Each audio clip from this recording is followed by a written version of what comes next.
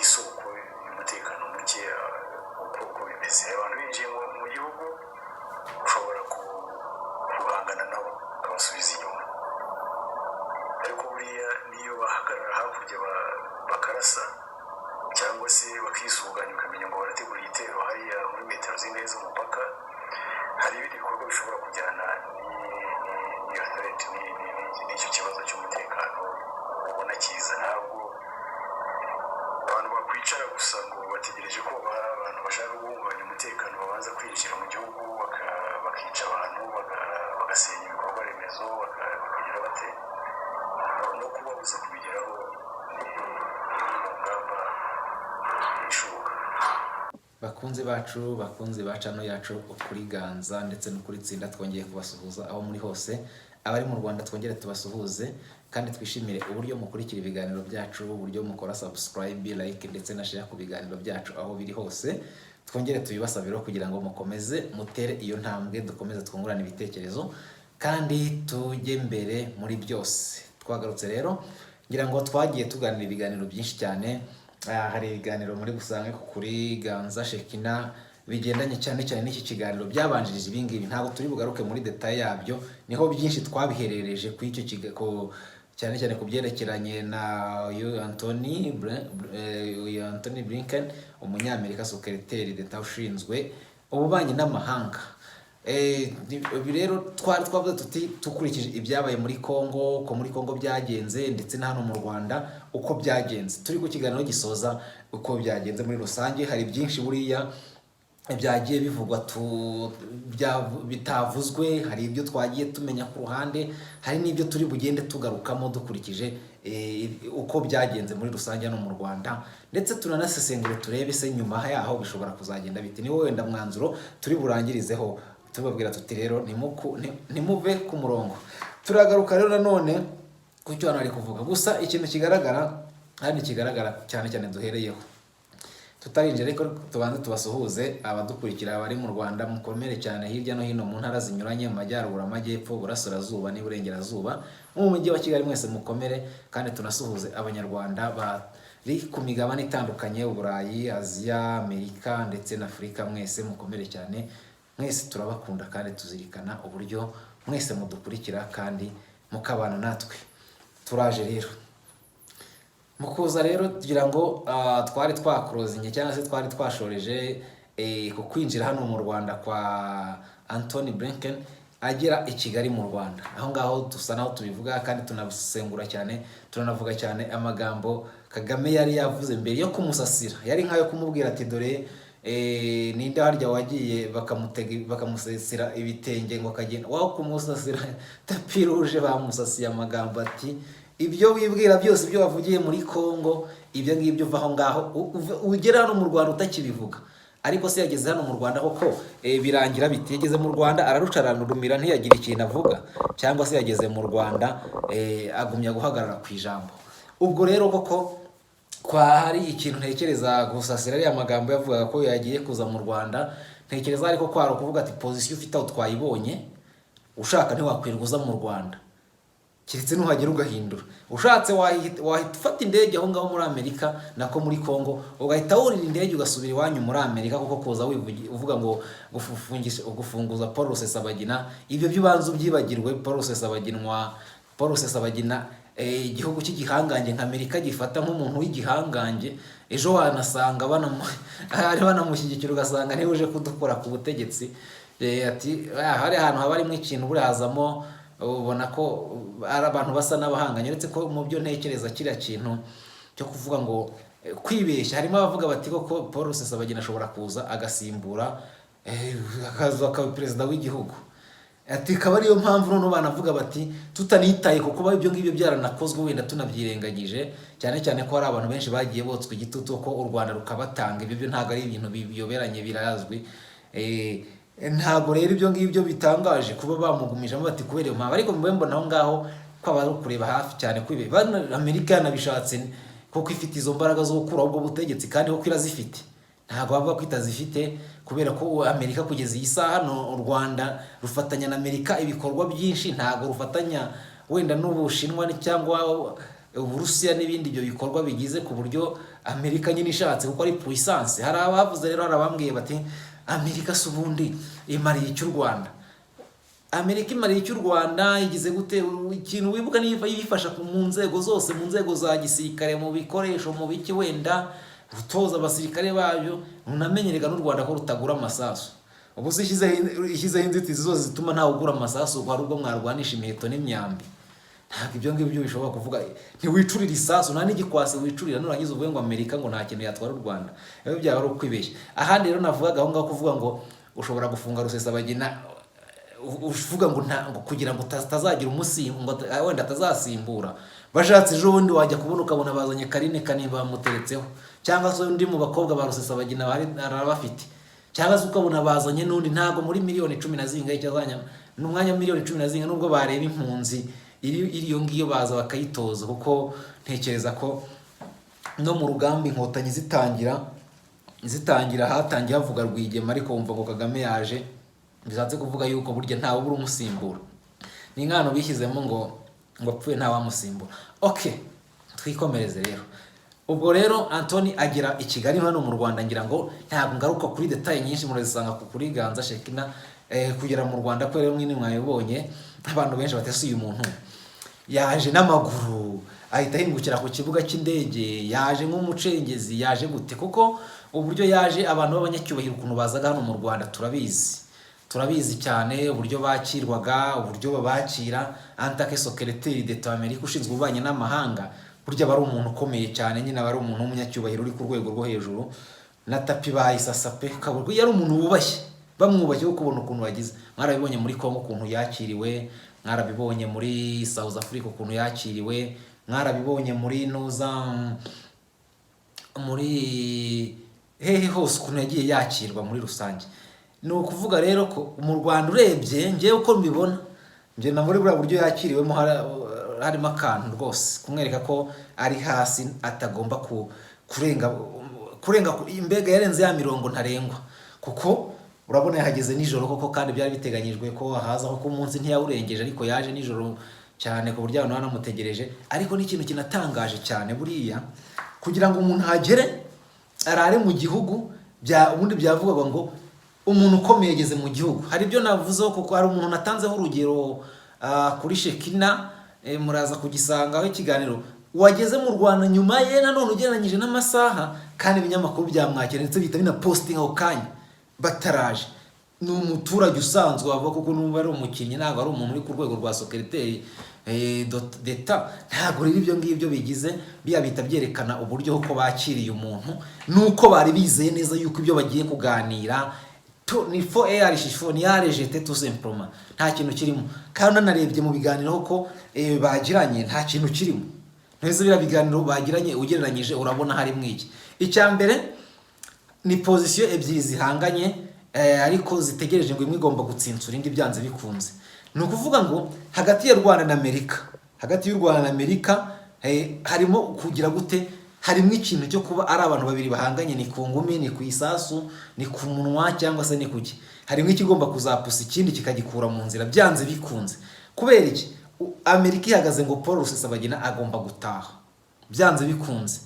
Abasenateri ba Amerika, abadepite ba Amerika, abaturage ba Amerika, perezida Amerika nawe yasinye iryo tegeko n'ibiki byose.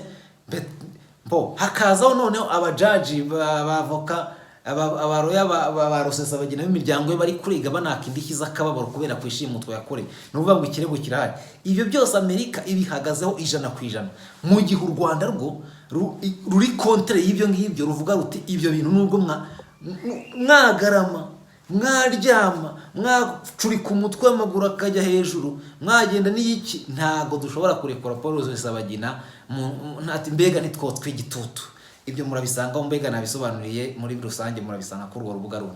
Rero icyo kintu rero u Rwanda niba ruhagaze kuri opposition, ni nko abantu bahagaranye babiri, urama cyantuma ndago nguha mpaka umwashikuje undi cyangwa se undi bagize gute. Gusa bikazamo rero nanone ikindi kintu kigendanye n'uriya mutwe w'inyeshyamba wa M23 uri muri Kongo. Hari ikiganiro nakurikiye cya Vincent Biruta yagiranye n'itangazamakuru, nagikurikiye, haraho yavuga ati u Rwanda nubwo rwajya muri Kongo ntago rwajyamo kubera M23, rwajyayo wenda kubera iki, kubera inyungu zo kurinda umutekano wazo, kurinda umutekano wayo. Hari uburyo bigobanzura byanze bikunze, ugasanga iyo mvugo uramutse uyigoronzoye neza, uyisesenguye, ushobora gusanga koko muri rusange rushobora kuba ruriyo rarabwenge, kuko yavuga ati umuntu ntabwo yashobora gutera ngo agutera ibuye ari iwe, noneho ngo nawe wihangane. Bishatse kuvuga ko ushobora kumutera iwe. Kandi bakavuga bati Kongo yateye ibisasu mu Rwanda, ariko u Rwanda ruvuga nubwo kugeza isaha bitaragaragara ngo byaturutse ku ruhe ruhande, kandi u Rwanda rukavuga ruti hariyo FDLR ihangayikishije leta y'u Rwanda, ejo n'ubundi tuvuga tuti yadutera ikadufatana igihugu cyangwa se ikakora ibiki n'ibiki. Muri rusange rero ugasanga Vincent Biruta akavuga ati ibyo byose ntago abantu babireba ngo bifate mapfubyi, akabigereranya nk'uko umuntu yatera ibuye mu rugo rw'undi, ati ntago wamurebera. Kutamurebera bishatse kuvuga iki? Bishatse kuvuga ko nawe rero ugomba kugira gute kumucungira hafi kugira ngo urebe ibyo nyine, ukabura aho ngaho cyangwa se ukaba wanamusanga. Ariko akongera ati nubwo twagiyeyo ntago twagiyeyo twitwa M23 mu gihe raporo ya UN yo ikomeza ivuga iti no, ibyo muvuga byose murimo muravuga ibitari byo kubera ko muri yo nka M23 mwitwaje ibyo ngibyo. Hakazaho na ya masano rero agendanye n'ubwoko, ibyo ngibyo byo bagiye bisobanura nabyo numvise hasa n'ubikomozaho. Ariko nanone tukongera tukagaruka yuko Anthony Blinken avuga ati leta ya Amerika ntago iri kure cyane ya raporo ya UN, nta nubwo iri na kure. Iriya raporo muri makeya turayemerera na kwijana. Kubw'ibyo rero bihita bishyira uriya secrétaire d'État wa Amerika mu rwego rw'iki twakwita ko bahita bagira buriya bahita mugira ikigarasha, bahita mugira nkuko bavuga ngo bara nibigaraje niki, baba bamugize umwanzi w'igihugu. Cyane cyane ko mwana bisomye cyane, nanumva nabyo byarahise nitwinjira muri detail yuko twabivuze ko mbere ubwabyo ibyo Ministre Biruta avuga ni nk'ibyo twajya n'ibyo twasoma ko wajya niwe wandikaga muri ibinyamakuru agashyiramo, avuga ati uyu muntu uriho ntago yumva u Rwanda. Urebye pa raporo ya Obama muri 2013 ho wari uriho icyo gihe, nibura wabonaga ko hari ukuntu abyumva. Bakakomeza bavuga yuko uyu perezida wa Amerika uriho agira gute yibereye mu mababa cyangwa se yibereye mu kwa kuriya umuryango wa ntuza wa Paul Rusesabagina cyangwa se n'ibindi. Ati nibyo ngibyo yibereyemo, ntabwo areba u Rwanda cyane cyane ko banavuga bati kuva yanajyaho umwaka warashize ambasaderi atarabaho n'ibiki. Bishatse kwerekana ko Amerika n'u Rwanda nyine uyu munsi bitameranye neza. Gusa ariko hari akantu u Rwanda wenda dushobora kwitwaza bitewe na situation isirimo n'iki, bikaba byagenda gute, ariko nabwo wenda tuzakagarukaho turebe neza niba ibyo bintu ko bishobora kugira ireme cyangwa se byanagira ishingiro. Kugera mu Rwanda rero nibyo twavugaga ati mu masaha y'iryo joro rero mwabibonye koko nta munyamakuru n'umwe uretse umunyamakuru wa TV5 Le Monde niwe wabashije gufata iyo nkuru. Ni bashobore kuba ari nk'uwo bagendanye wenda, cyangwa se bagendana buriya zira bitangazamakuru byanze bikunze bigendana n'abakuru nk'abari, ntabwo mukuru yijyana itangazamakuru. Biriya rero mu byari bimuzanye yanaganiriyeho cyane kigendanye na Human Rights Watch, ubwisanzure bw'urubuga rwa politike. Ngira ngo niba ari umuntu utekereza kandi witaye ku bintu, ngira ngo yabibonye ubwisanzure bw'itangazamakuru mu Rwanda. Kugira ngo ugere mu gihugu habura itangazamakuru ry'icyo gihugu, n'umuntu hari RBA, hari ibinyamakuru byinshi, televiziyo nyinshi utabara mu Rwanda, ibinyamakuru byemewe byanditse muri RGB, hari byinshi cyane. Kugira ngo habure ikinyamakuru cyandika, habure ikinyamakuru kivuga kuri, habure ikihagira nibura kivuga kiti umuntu mukuru umukomeye mu gihugu arahageze asesekaye ku butaka bw'u Rwanda. Kwa kundi ibinyamakuru bitanguranwe inkuru ahandi, ngira ngo iyo uhageze ibinyamakuru akenshi bitabivuga biti yagize hano, ugasanga abantu bivuze. Ariko ibyo byose n'icyabivuze twavuze kuri channel yacu yindi musanga no muri comment, ngira ngo n'icyabivuze cyabivuze kibikuye ahandi hantu naho, ndetse kitavuze ngo twigereye kuri source. N'amafoto ari gukoreshwa, iriya foto mubona iri gukoreshwa igenda ikwirakwira hirya no hino, ntabwo ari igitangazamakuru cyo mu Rwanda. Ndacyayifashe n'icyo gitangazamakuru. Murangiza ngo umuntu yakiriwe gute se? Kuri niko wakira umuntu w'icyubahiro. Umuntu w'icyubahiro yaje umukunze, uravuga uti kaze neza rwose, atari kaze neza mboga zizanye, kaze neza mu Rwanda, mubyeyi wacu. Niki ikiganiro ngo mu gitondo yazindutse bahura na Kagame, ari rwo banabitangaje ko bati bahuye baganira kuri ibi n'ibi, twabonye ko kwifoto ko umwe ari ahangaha, ikipe y'ahangaha, ikindi iri ahangaha, ariko ikigaragara ko ndumva nta kintu nta bihe binini we navuga ngo byamaze igihe kirekire. Urumva baje deja position y'u Rwanda ni imeze gutya. Paul Rusesabagina ntabwo agomba gutaha, ntabwo dufatanya na M23, nta kindi. Undi nawe ati hagomba kuboneka umutekano uhagije byanze bikunze. U Rwanda rwerekanye ibyo byose uko rubivuga, ruti hari ahantu hari imvugo z'urwango zishyira abanyarwanda mu kaga, cyangwa se abatutsi, cyangwa se abavuga ururimi rw'ikinyarwanda gutyo. Ibyo ati tibyo turabizi, ati twanabibwiye leta ya Kinshasa yuko ibyo bintu bigomba kugira, banavuga ku bintu bya FDLR, bati ibyo byo rwose. Ariko u Rwanda ubona ko nanone rwongeye kuvuga ruti duhagaze ku masezerano ya Nairobi, aho bavuze yuko iyo mitwe igomba kugira gutya na gutya, ariko ibyo bindi ntago bitureba. Situbeze neza rero ukuntu buriya M23 izava hariya, ariko kuhava mugani w'u Rwanda rigiye rwigeze kubivuga ati nubwo bashyiraho igitutu, ngira ngo ndumva nabyo narabisobanuye, ati nubwo bati wenda ishobora kuhava none nkuko yavuye muri 2013 se niyavuye yongeye kugaruka ryari ryari se u Rwanda ntago rwabagiriye ndororanda y'uruma baza muri Uganda ati murahari, ati ntago duhari, murahari, ati ntago duhari, rahira ku urahira, ati nukuri kwiki kunzi kuri umukristo, ati nukuri kwa politike. Icyo gihe ntago u Rwanda rwemeraga ko ruhari, ariko icyo gihe baje kwemera ko bahari. None se urwumva muri rusange rero ni ukuvuga ngo u Rwanda nta igihe kirekire, nta gihe mu bihe byashize byose rwajyaga muri Kongo, ariko rwabanzaga kwemera ko rutariyo, ariko nyuma rukaza kwemera. Kubera iki? Kubera rwabonaga politike ya Amerika nibemera nta kintu izabatwara. Ariko biriya birarishive, biriya biba bibitse buriya. Wasanga kera uzasanga bufisha ati buriya kirya gihe mwari muhari, uburenganzira bw'umuntu ntabwo bwubahirijwe, hapfuye abana banaba rero mwabigezemo uruhare binini.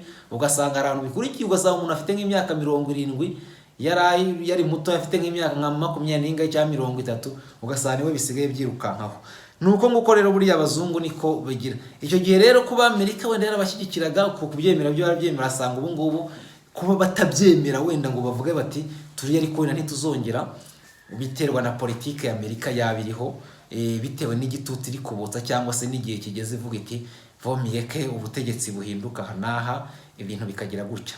U Rwanda rero ubu ngubu rugahagarara kuri ya maguru abiri ruvuga ruti banyamerika murabizi banyakubahwa, twabanye neza, ngira ngo murabibona ko hano mu karere dusigaye ari twebwe turi pro Amerike, ni twebwe dusigaye duhagarariye inyungu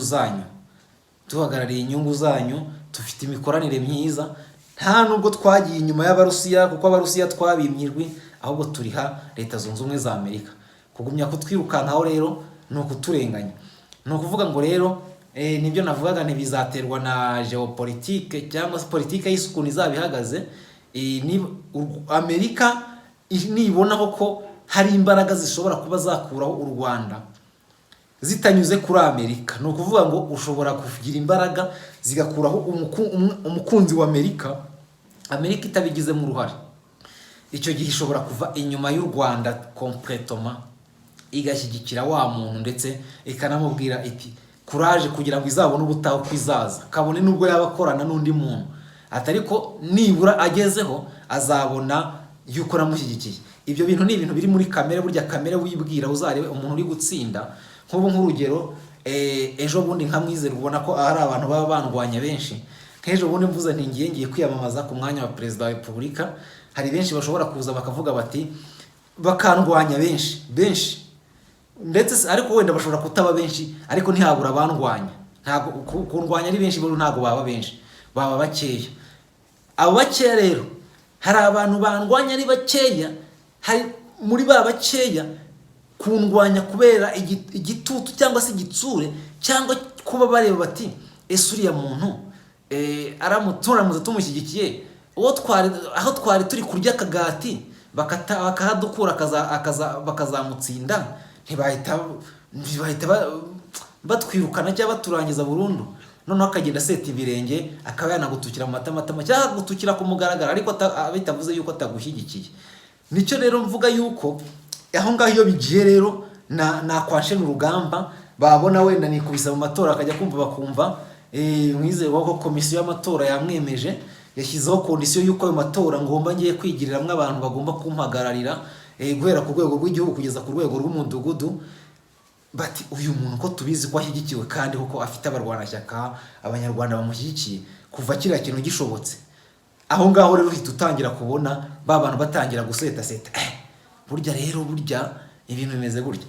Mugakomeza, mwamara gukomeza mwagera mu matora, mumaze kujya mu matora hagati batangira kubara amatora, akumva ngo intara imwe mwizerwa aratsinze 90%, intara ebyiri bagatangira kuguhamagara na telefone ati burya twaragusengeraga cyane, bagatangira kukuyoboka n'amatora ataragira gute.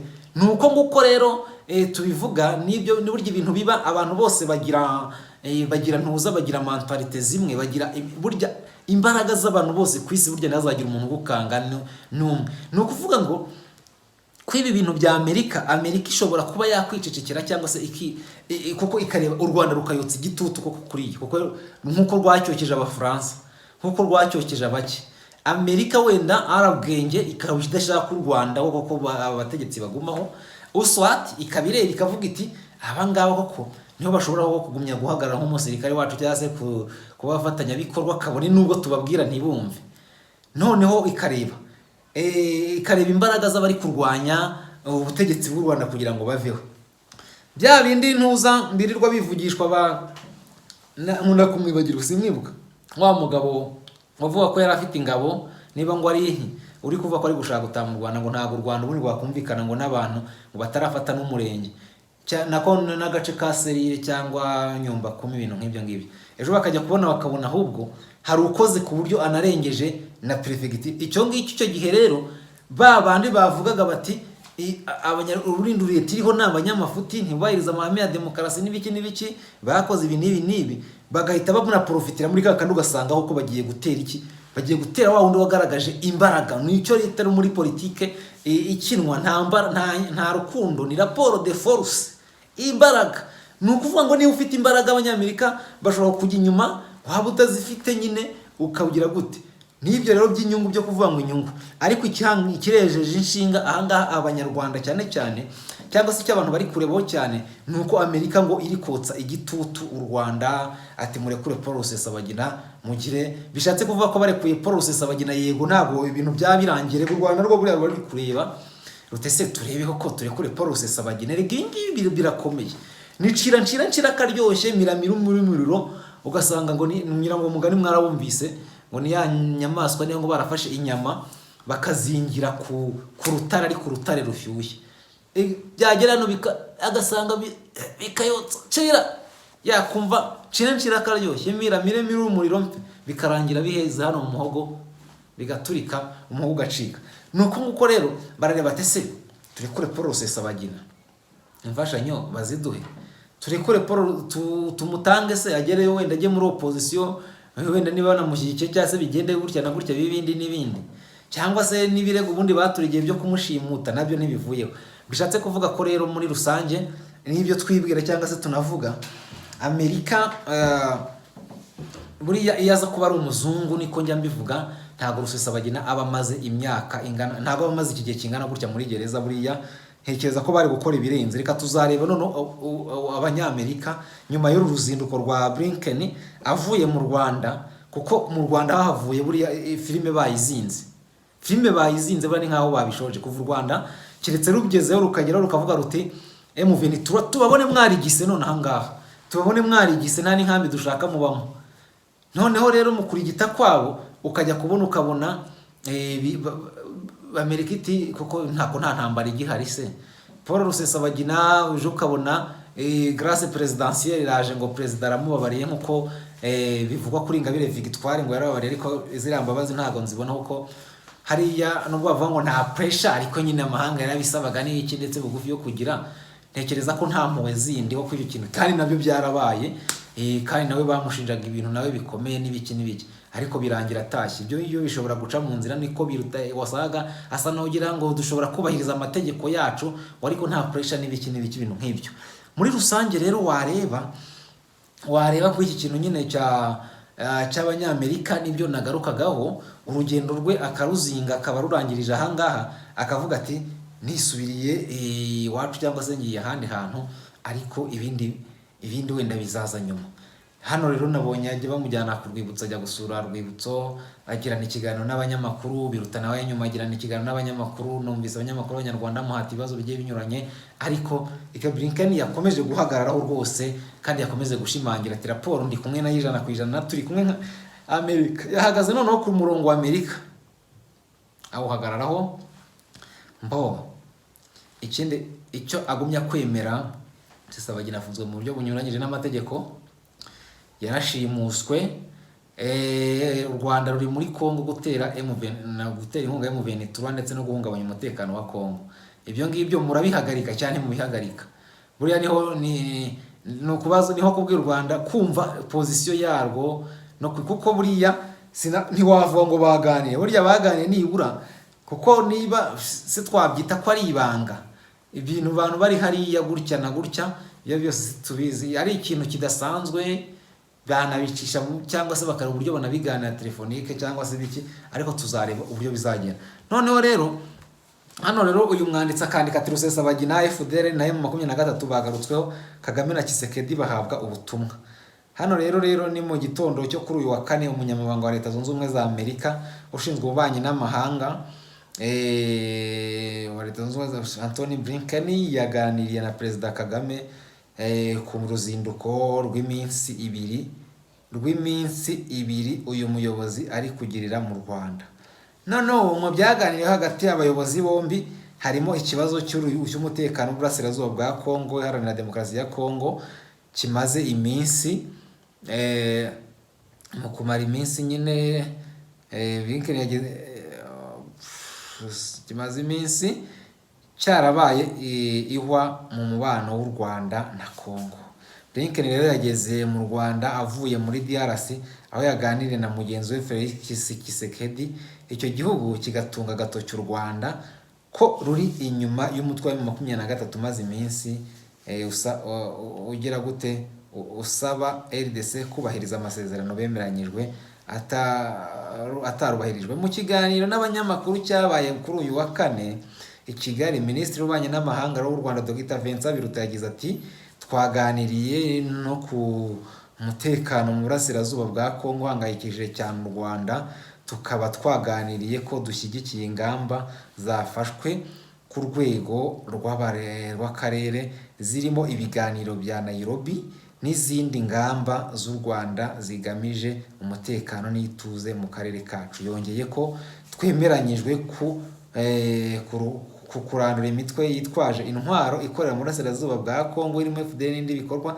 Twagaragaje iyenyegezwa ry'imvugo z'urwango n'ingengabitekerezo ya jenoside muri DRC n'impamvu ari ngombwa kubyamagana. Twongeye gusaba kandi iyubahirizwa ry'uburenganzira bw'ibintu byose mu karere.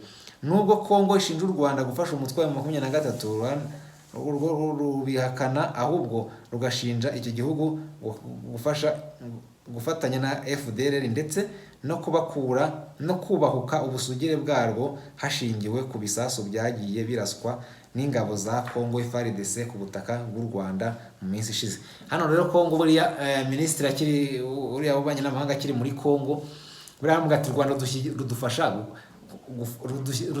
ruvuga ko turwana dushyigikira FDL cyangwa tufatanya nayo gute, kandi rwaraje ahubwo tukaruha inzira ngo rujye kuyirwanya. Icyo gihe ntirwadusingizaga, ntirwavuga ko dufatikanyije. U Rwanda ruba rwarabyishe kera ubundi, kuko Kongo rwajyaga rugasiga rusingiza Kongo ati ibi bintu nibyo dufitanye umubano mwiza, turi gukora ibi ngibi.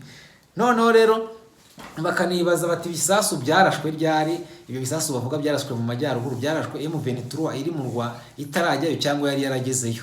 Nibyo nanone abantu bakomeza bagira. No Blinken yabwiye abanyamakuru ko mu kiganiro yagiranye na Perezida Kagame yamubwiye ko Amerika ihangayikishijwe na raporo zivuga ko u Rwanda rufashe mu 23. Ati nagaragarije ibibazo biduhangayikishije nka raporo zivuga ko u Rwanda rushyigikiye umutwe mu 23 ndetse ko ingabo zarwo ziri muri RDC. Turabizi ko u Rwanda narwo ruhangayikishije umutekano warwo, harimo n'ubufatanye bw'igisirikare cya Congo na FDLR. Noneho mu butumwa bwanjye ku bakuru b'ibihugu byombi Tshisekedi na Perezida Kagame ni bumwe ubufatanye ubwo ari bwo bwose buhawe imitwe yitwaje intwaro mu burasirazuba bwa Congo bushyira mu kaga abaturage n'umutekano w'akarere, kandi buri gihugu mu karere kigomba kubaha ubusugire bw'ikindi. None yavuze ko igihugu cye cyakomeje kugaragariza impungenge ku rubanza rwa Rusesabagina. Ati by'umwihariko kudahabwa ubutabera bunyuze mu mucyo. Turakomeza kuganira uburyo hakemurwa imbogamizi zijyanye n'ubutabera yahawe. Yagize ati nagize amahirwe yo kuganira na Perezida Paul Kagame muri iki gitondo kuri iki kibazo, nubwo nta kwinjira mu byo twaganiriye ariko tuzakomeza kubiganiraho, kandi nagize amahirwe yo kuvugana n'umuryango wa Rusesabagina mu minsi mike ishize, kandi tuzakomeza kuvugana. Iki kiganiro cyabaye nyuma y'amasaha make Perezida Paul Kagame yongeye kuvuga ko iki gihugu ku gitutu cy'amahanga akomeje gushyira ku Rwanda ngo rurekure Paul Rusesabagina kitazagira icyo gihindura ku byemezo cyafashe n'ubucamanza bw'u Rwanda. Perezida rero Kagame wasubije ku butumwa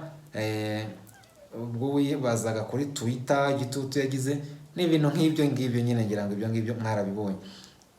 Nibyo yavuze, ngira ngo yavuze ko mu kiganiro na Tshisekedi ndetse n'ibyo Kagame yasabye gukomeza inzira y'ibiganiro yatangijwe n'ibihugu by'akarere ndetse n'umuryango wa Afurika yunze ubumwe. Noneho Blinken rero yavuze ko Amerika ishyigikiye ibiganiro na Nairobi bisaba Congo guhagarika guhaganira n'imitwe yitwaje intwaro. Ati abakuru b'ibihugu byombi biyemeje kuganira biteguye gusubukura ibiganiro nk'uko biri muri gahunda ya Nairobi yatangiye n'imitwe yitwaje intwaro, kandi bombi bemera ubuhuza bwa Afurika yunze ubumwe bushyigikiwe na Amerika. Blinken yagarutse ku kibazo cy'imvugo y'urwango kimaze iminsi muri Congo ku baturage bavuga ikinyarwanda, babwirwa ko ari abagambanyi kandi atari abenegihugu, hamwe na hamwe bakicwa cyangwa bagahutwazwa. Yavuze ko Amerika izakomeza kwamagana izo mvugo mbi, kandi nabwiye Perezida Tshisekedi na guverinoma ye kubigenza gutyo. Antony Blinken yijeje ko Amerika izakomeza gufasha u Rwanda, anagaragaza ko igihugu cye cyishimiye aho rwavuye mu myaka 25 ishize.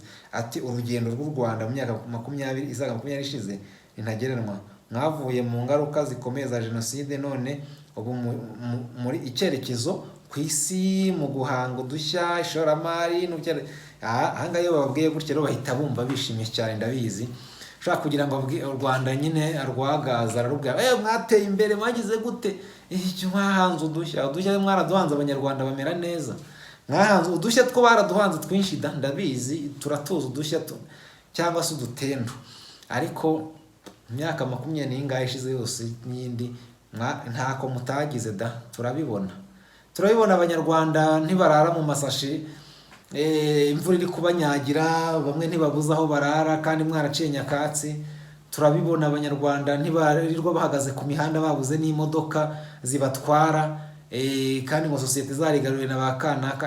Udushya mwaraduhanze turatubona, ni bya bindi ngo udushya turagaragara turatubona. Cyakora bajye babibwira gutyo ati mwacyo mutagezeho rwose bana n'iki n'ibiki.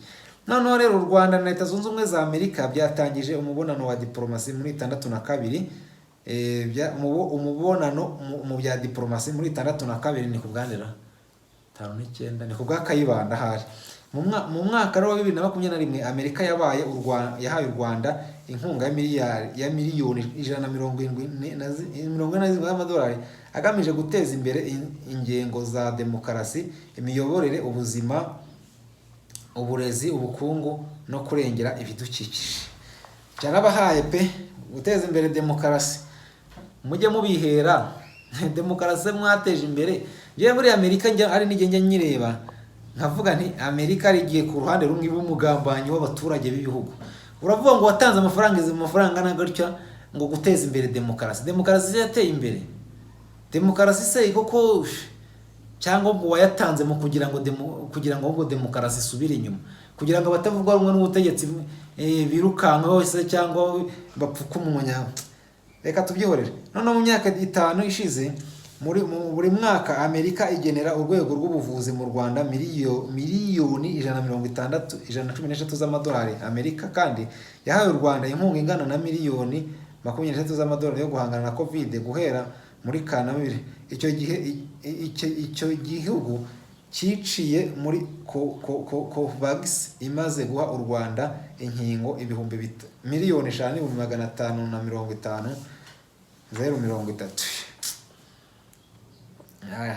Umuntu uvuga ngo guhaye inkingo byo. Muri 2021 mu bucuruzi ibyo Amerika ivana mu Rwanda byari bifite agaciro ka miliyoni 31 z'amadolari, mu gihe ibyo u Rwanda ruvanayo bingana na miliyoni 49 n'ibice 9 hejuru n'ibice 4 amadolari. Ko mu bijyanye n'umutekano, 2021 Amerika yahaye u Rwanda inkunga y'ibihumbi 500 by'amadolari iciye mu bijyanye no kurinda imipaka, gutoza abajya mu butumwa bw'amahoro, umutekano wo mu kirere n'ibindi. Aha rero ni kwezi .com kwanditse inkuru kugendanye n'ibi ngibi bya Amerika kuri uruzinduko rwa Amerika rw'uyu munyamabanga wa Leta Zunze Ubumwe za Amerika hano mu Rwanda. Ati yageze mu Rwanda rero ubu ngubu ndakeka ko yaba yisubiriye iwabo muri rusange, ariko uruzinduko rwe yarukoze. Ariko icyo mbona kigaragara ahangaha rwose nuko nta byacitse, ni nkaho ngewe mbona ari nk'ibisanzwe, kuko n'ubundi ibyo yavugiye mu Rwanda yabivugiye muri Kongo, kandi ibyo yavugiye mu Rwanda nta cyakemutse. Ahubwo tugiye kuzarebaho ko Amerika igiye kuba bizagenda bite nigera hariya izagenda yemere, izagenda ibe umwana wa ntuza w'u Rwanda, izagenda bigende bite? Mbega muri makeya izakubitwa nk'Ubufaransa cyangwa bavuga ati turafunga ambasade, turaboyikota ibikorwa byanyu, Amerika yemera ituze? No kuvuga ngo tuzareba hagati y'uyu mupira wa Paul Rusesabagina, tunanarebe n'uyu mupira ugendanye na M23 hari hakurya muri Kongo. Ariko ikindi kintu nababwira yuko ikintu burya ntago abanyarwanda bakwiriye kwicara ngo batekereze cyangwa se bumve ko muri rusange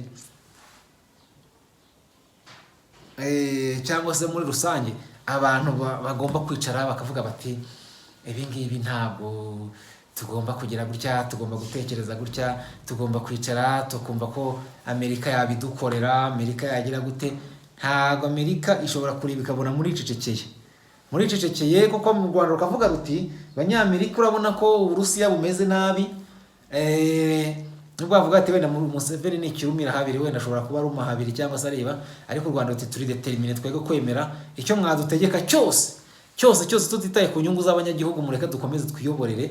Ntabwo tuzashyigikira Uburusiya. Ubona ko Amerika yanganye n'Uburusiya, tuzagumya nyine twemere dukora ibishoboka byose, bakikandamiriza abantu, bakabakandamiza, bakagira gute mpaka yuko bigenze bite, mpaka yuko Amerika uko ikagumya ikabashyigikira kubera ko bari kuyishyigikira nayo mu nyungu zabo.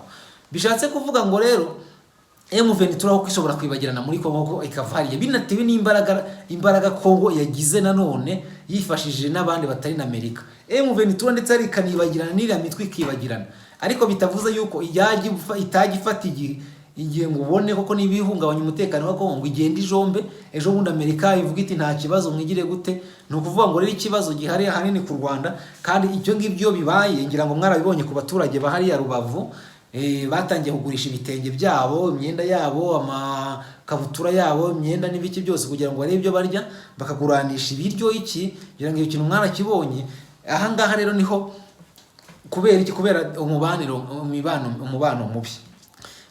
mubi wa Kongo n'u Rwanda uzagira ingaruka zikomeye kuri nde? Ku banyarwanda ubwacu. Nta ngaruka uzagira ku bategetsi. Icyo abategetsi bareba nuko bubaka, nuko barya, nuko bagira gute. Amerika izatanga imfashanyo cyangwa se na rezariye bayo, ubundi bagumye bayirindira aho ngaho. Ariko uko bizagenda kose, mbabwiza ukuri, bikomeje gutyo nahanyagasani nyine kugira ngo wenda ntiwamenya uko Imana ikora. Imana burya igira uko ikora, ejo ukabona uko ibyo ngibyo byo u Rwanda rwibwiraga ati tuzabagumye tuba umufatanyabikorwa mwiza wabibona ibiki n'ibiki, ugasanga bihindutse ukundi. Uby'ubufatanyabikorwa ubwo ngibyo ntibabyemera cyangwa se nibigize gute. Kimwe nuko bashobora kuvuga ati okay, mugumye mubaho ngaho, mugumye mu umufatanyabikorwa. Icyo gihe abaturage nibo bazagumya kuharenganira mu gihe Kongo cyose izagira ibibazo, kabone n'ubwo yanatsinda, ariko rimwe na rimwe uzajya ubona ko haje mu twadutotse.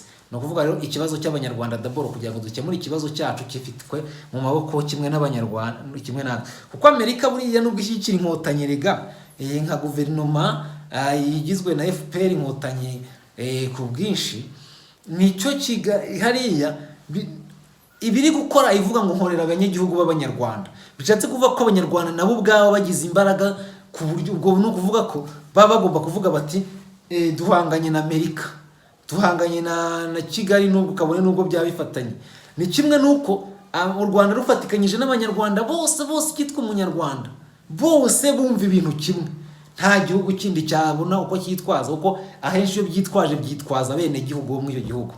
Ni ukuvuga ngo rero kimwe abanyarwanda rero nabo bavuze bati okay, FPR aduhemukira, yaranaduhemukire, reka tuyishyire pembeni, tuyihorere yirwariza ibyayi, ibyo ngibyo birayireba. Ndumva ibyo ngibyo yabigisoje bikaba birarangiye. Abanyarwanda ubundi na Amerika ikaze n'ibindi bihugu ku isi hirya no hino bikaza bikabajya inyuma. Icyo gihe rero ni igihe cyo gukirizwamo. Ndumva rero duganye ku musozo, tubashimira uburyo mukurikira ikiganiro cyacu, uburyo mwakoze subscribe, like ndetse na share ku biganiro byacu. Twishimire uburyo mudukurikira kandi mudukunda. Mukomeze rero mubane natwe, mukomeze mudukurikire akantu kandi ni Mwizero wa Silva, Perezida PS Mbera kuri Kigali mu Rwanda. Mukomere kandi mugubwe neza, Uwiteka barinde. Ciao. Ikiganiro rero nakagaruka.